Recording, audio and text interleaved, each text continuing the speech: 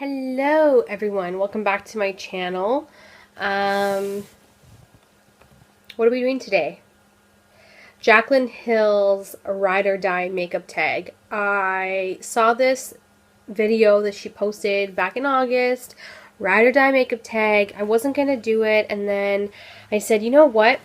She tagged everybody who was watching it, plus her, close peeps, so I said, just for fun, I haven't done a tag in a while. Might as well show you guys a bunch of stuff that, I would definitely cannot live without.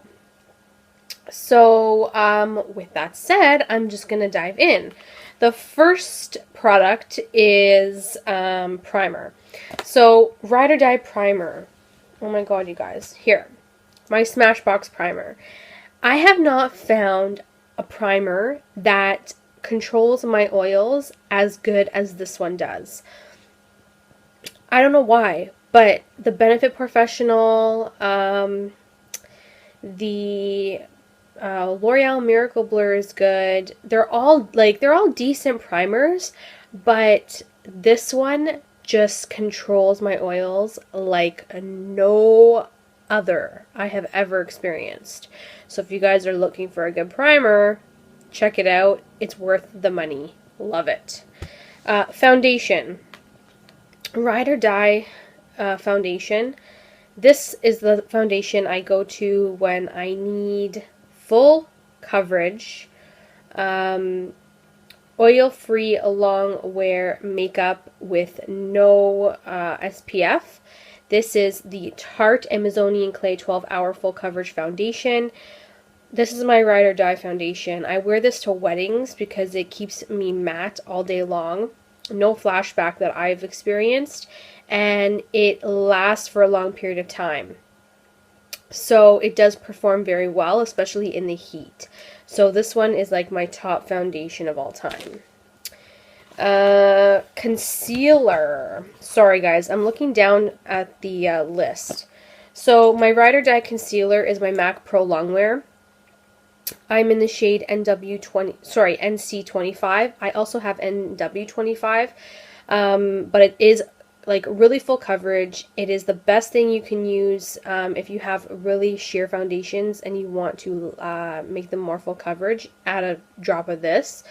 It's great for concealing and all that great stuff. So this one I would not be able to live without. It is my holy grail. Face powder, you guys have seen this in my favorites many times. My MAC Studio Fix powder. I don't apply this with a dense brush. I use a very big fluffy brush because the fluffier the brush is, the more sheer the application of this powder. It's a very high full coverage powder, so you don't want to cake it on top of liquid foundation. So to avoid the cakiness, I use a big fluffy brush, and this just does the trick. It adds that extra tinge of coverage, making you look airbrushed without looking cakey when you use a big fluffy brush. So this is my Ride or Die powder foundation, or face powder. My under eye setting powder, I have been really loving the Makeup Forever Micro Finishing Powder. This is the loose version. I've tried both this loose version and I've tried the pressed version. I prefer the pressed version. It's the same product, only one's loose and one's pressed. So the formulation is not any different, but currently I have the loose one right now. But I think I will be getting the pressed one next, but I love this stuff. It does so much to your under eye without making it look creasy. It's amazing. Blush. I really don't use too much blush. I'm more of a bronzy, glowy type of girl, but when I am, gravitating towards a blush, I gravitate towards my Tarteist blush palette. It's got four blushes in there. One is a very coral, one's got a little bit of sparkle, one's more mauvey tone, and the other one is more of a rosy toned color. I would say this would be my Ride or Die blush palette only because I can take a bunch of colors with me and change it up if I want to. So this is definitely a ride or die product for me. Bronzer. My ride or die bronzer at the moment is the Balm Bahama Mama. This stuff is amazing. I'm wearing it today. It lasts all day long. I can put this bronzer on in the morning, and by, 7 or 8 o'clock at night, it's still on my face. It doesn't rub off as easy as the NYX contour palette does. The NYX contour palette I find is a little bit more short-term wear. This one is more long-term wear, and because the bronzer is more of a true like bronze color, it's not orange, it's not red. You have to be careful because it can look a little muddy if you're not like careful, but I love this bronzer, the Bahama Mama by the Balm. So amazing. Highlight. I was going back and forth. I thought I was going to go for a highlighting palette that I have, but instead I opted for my Gilded Honey by Laura Geller. This puppy is liquid gold. Whenever I apply Fix Plus to my brush and then dip it in here and apply it to my face, it is like magic. My Gilded Honey is, I think, one of the best things. I'm so happy I purchased. I can't find another highlighter that does what this does to my cheekbones. This is just a whole other highlighter, like on another level. Mascara. My top mascara is the Too Faced Better Than Sex mascara. You might be asking, why is it in a package? Well, sorry guys.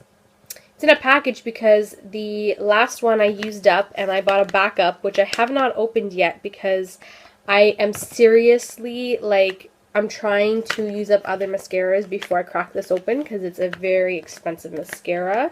But it is my favorite mascara. It makes my lashes long and wispy. It makes them look like they have lashes, like false lashes on. And I get questions all the time when I'm wearing that mascara if I'm wearing false lashes, which is freaking amazing. Ride or Die lipstick. My MAC lipstick in Angel. This is beautiful. It is just a neutral pink. I love it for its name and I love it for its color. I could throw this on without liner and it just is just a beautiful shade of a nudie pink that I can wear any time of the year and I can just throw on my purse. Liquid lipstick. So I have a formulation of liquid lipsticks. I can't choose a color because let's face it, I can never choose a color. I'm so bad at that when it comes to choosing colors of liquid lipsticks. Liquid lipsticks are a weakness of mine. I absolutely love liquid lipsticks and I can't get enough of them. I have a crap ton in my collection. And so the liquid lipstick of choice is a specific formula.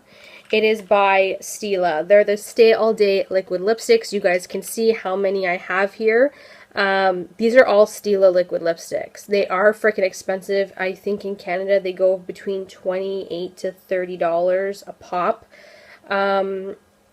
I love the formulation of these because they're liquid lipsticks that you can wear and feel comfortable wearing and they last all day. You can give somebody a kiss, you can eat, you can drink, and they will not move off your lips. This is what's most important about a liquid lipstick. These are my absolute favorite liquid lipstick formula. My #1 ride or die formulation of liquid lipstick is right here. The Stila Stay All Day are my absolute holy grail. I do hope they come out with more nude colors. They do have a lot of mauve tones, but I have a few shades in the different ranges, just so that, you know, I get a good range of them. But yeah, they are expensive, but so worth it. I can tell you that right now. My favorite lip gloss, you guys, the formulation of lip gloss that I've been really loving is the Anastasia Beverly Hills lip glosses. These are the two that I have in Fudge and Sepia. I really want to pick up more of these glosses because I like the formulation. I like how they're comfortable and they're not moving off your lips. Some lip glosses I find are hard to wear because they move around on your lips. The Kylie Jenner ones are very like liquidy, and when you apply them, they kind of move around, so they're not very sticky and long wearing, where I find the Anastasia ones are a lot more long wearing and comfortable to wear. I plan on expanding maybe my collection of those in the future. My favorite lashes, you guys, are the Ardell Demi Wispies. These are a full 4-pack, as you could see. They are my favorite. They give you a natural-esque look, but making your lashes look freaking amazing. You can get those at any drugstore. Eyeshadow palette. Woo! Eyeshadow palette, eyeshadow palette, eyeshadow palette. I couldn't pick one. I had to pick two. The first one, you guys, my Lorac Unzipped, the very first Unzipped palette by Lorac. These are the rose gold tones. I absolutely in love with these tones. Every time I need a really fancy look, I'm always gravitating towards this guy. My second palette that I just couldn't choose one or the other is my Anastasia Modern Renaissance palette.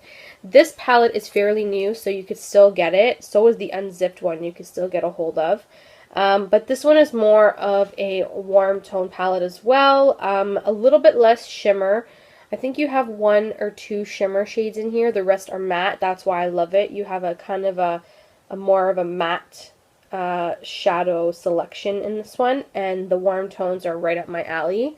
I was gonna pick the 350 by Morphe because I do love that palette. It is really great for warm tone looks, but Jaclyn already had picked that, and I mean, I didn't want to repeat it. Does that make any sense, you guys? Like, I kind of don't want to repeat other people's faves because I don't know, it just gets boring, I think, personally. But nonetheless, these two palettes are really great. I always gravitate toward these for more fancier looks. This one more for, like, weddings. This one more for, like, you know, just nights out on dates and stuff like that with my beloved other half. Favorite setting spray is the Urban Decay All Nighter setting spray. This is like a travel size, but I will be getting the larger size in the future. I like to use those for just special occasions like weddings to set my makeup. That shit will lock your makeup in for a whole day, let me tell you. Perfume is my Ride or Die Viva La Juicy by Juicy Couture. This stuff, I always get compliments when I'm wearing it, so I definitely need to get a backup of that.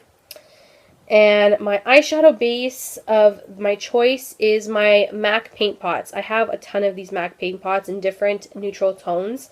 This one is in Painterly. I'm trying to use up. It's just a great base that you can use for applying eyeshadow. And then finally, I added another one. It's my favorite brow gel because there was no brow products in here.